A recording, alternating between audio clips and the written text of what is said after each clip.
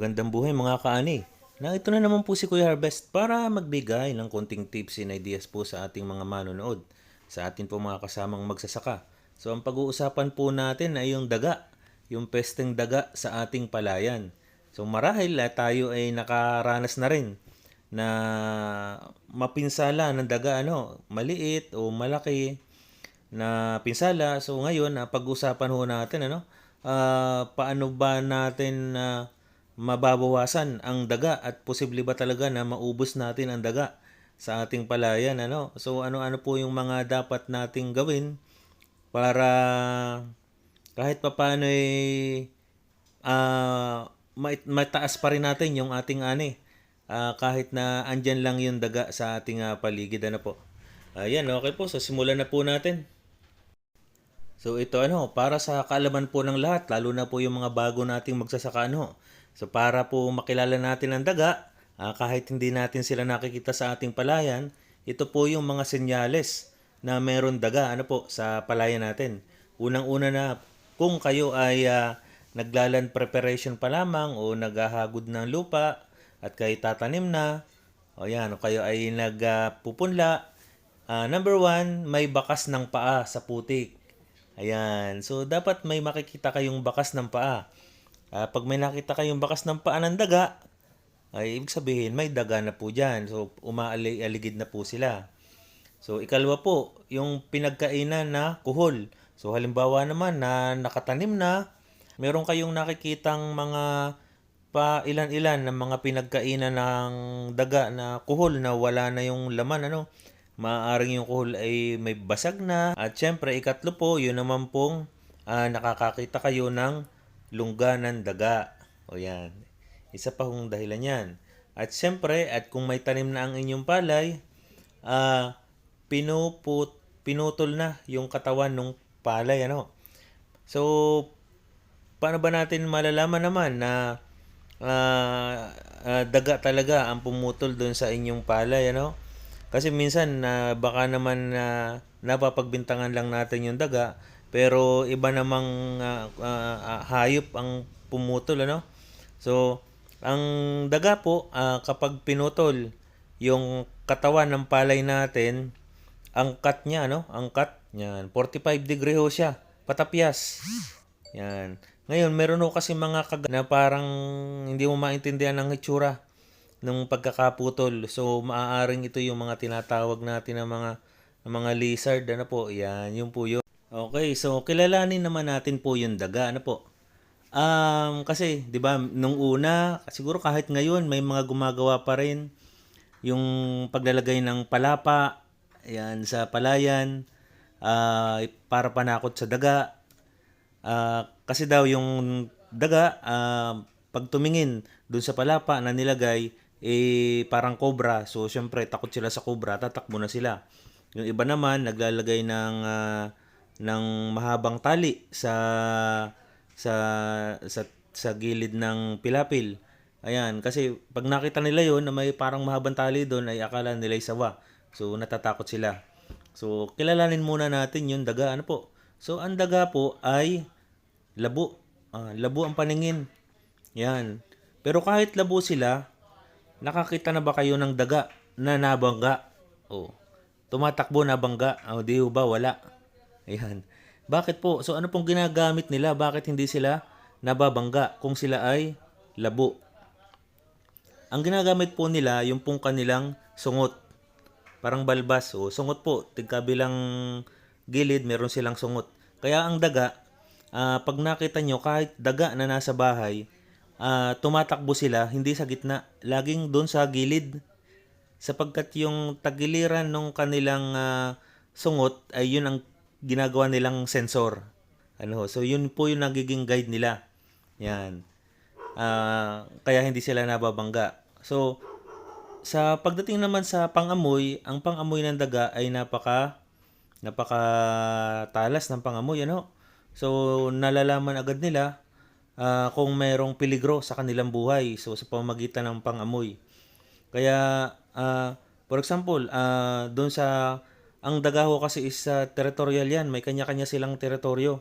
So ngayon, pag pupunta sila sa ibang teritoryo, Maaamoy nila agad. Pag may umihi na ibang daga, malalaman agad nila kung ito ay lalaki, kung ito ay babae, kung itong babaeng ito ay nangangandi o ganon. So nalalaman po nila yon. So nalalaman din nila na kunyari doon sa isang lugar ay na lagi nilang dinadaanan kasi ganyan sila meron silang parang highway na yun na yung daanan nila. Regular yun nga na doon na sila dumadaan, hindi sila pa iba-iba ng daan. Ngayon, kaya nga ang ina-advise natin sa mga kasama nating magsasaka bisitahin nyo ang inyong palayan. Ikutin po ninyo. So kasi po pag iniikot ninyo, maalarma si daga. Sabi niya, presensya ng ibang kung sino man bukod sa kanya. So maalarma siya hanggang sa matatakot siya. Yan. So kaya na importante yung binabanggit sa atin ng mga technician na pag may daga, ang pinakamaganda diyan, maglinis kayo ng inyong pilapil. Okay, so sa ngipin naman tayo alam niyo po baka ang daga ang problema sa ipin niya habang siya tumatanda kasi ang buhay niya inaabot ng 6 months to 1 year, ganun katagal. So habang siya tumatanda, humahaba ng humahaba yung kanyang dalawang pangil. So problema pag humaba yun ang ikamamatay ng daga. Kasi hindi siya makakakain. Kaya ang ginagawa ng daga, humahanap siya ng ngangat-ngati niya. Yan, ngangat-ngati niya para yung kanyang pangil ay mahasa at mapudpud. So ang problema, dahil nga wala naman dati, ang pinaninirahan talaga ng daga ay yung tinataniman natin ng palay. Nung una wala pa naman palayan, pero nandiyan na sila. So kaya ang nangyayari, dahil yun yung natural habitat nila at nasanay na sila na ihasa yung kanilang pangil dun sa palay. At na hanggang sa dumating na rin yung time na yun, kumakain na rin sila ng mga palay kasi yun yung marami sa lugar. Kaya double purpose na ngayon. Hinahasa niya yung pangil niya at the same time kinakain niya. Kaya yun na rin kasi ang naging sinyalis kapag ang palay natin ay nagbubuntis na, yun na rin yung time na sila ay nagbi-breed, nagpaparami. Bakit? Kasi alam nila na maraming pagkain sa lugar. Ayan. So, anong nangyayari diyan? Tayo naman kapag nagbubuntis na yung palay, yung iba sa atin saka pa lamang naglalagay ng lason sa daga. Pero ang totoo, ang palay natin buhat sa pagpunla hanggang pag-ani, lagi pong nandyan ang daga. Ang daga po ang pinaka malaking peste kung makapaminsala sa atin. Umaabot ng 60% ang yield loss o kabawasan sa ating ani kapag po hindi natin na manage po ang daga. So mag-trivia po muna tayo sa daga. So ito, yung tanong ko kanina, kaya ba nating ubusin ang daga sa ating palayan o bawasan man lang? Ito po ang trivia. Ang daga po, ang isang mag-asawang daga, yan po ay kayang mag-produce ng 512 kasama na silang mag-asawa sa loob ng isang taon.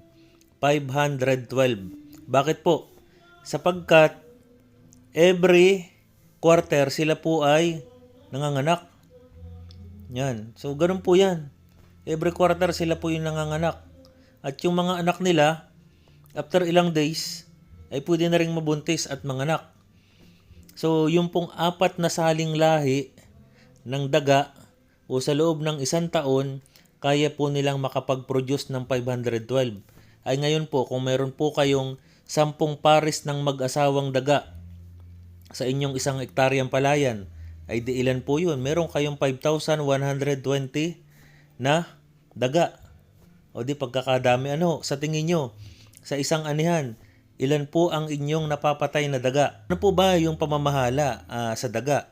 Unang-una po dyan, kalinisan. Ikalawa Pag nakakita po kayo ng butas ng daga o bahay ng daga, ay wag nyo lang basta tatakpan. Kinakailangan po buhusan nyo ng putik na may tubig. Yan, ano po, bakit po? Para po yung putik at tubig na yun ay tumigas sa lungga. Kasi po, kapag ang daga ay napatay nyo, nalaso nyo, syempre may bahayan. Ngayon, ang gagawin lang nung ibang daga ay rerentahan lang yun o pupuntahan lang nila at sila naman ang titira. Ngayon, kung yun po ay nilagyan nyo ng tubig na may putik, ay hindi na po yung titirahan ng daga. Sa ibang lugar na yun, magbabahay. Ano po, yan, ganyan yan. Ikatlo po, yung pong sabayan na pagtatanim.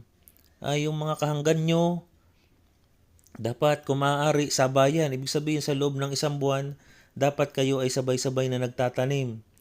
Yan, bakit ano pong kahalagahan po nun?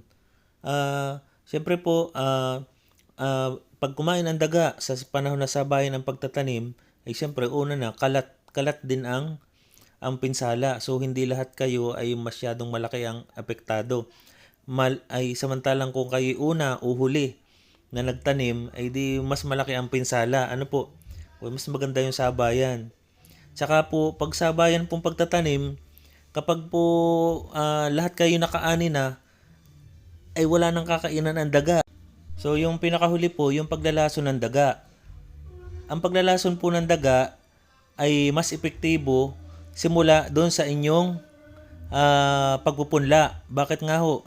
Kung kayo po ay kung kayo sabay ng pagtatanim at yung lugar nyo ay walang katanim-tanim, ang mga daga dyan, pagka kayo magpupunla na, mga gutom ho yung mga yan.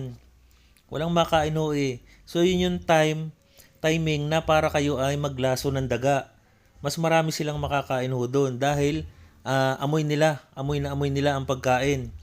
Ngayon, kung kayo ay maglalaso na ang palay nyo ay naglilihi na, nagbubuntis na, ay hindi napapansinin niya ng daga kasi mas gusto nila yung amoy ng palay. So, late na kapag ka nagbubuntis, so hindi na dapat doon. So, yun po yun.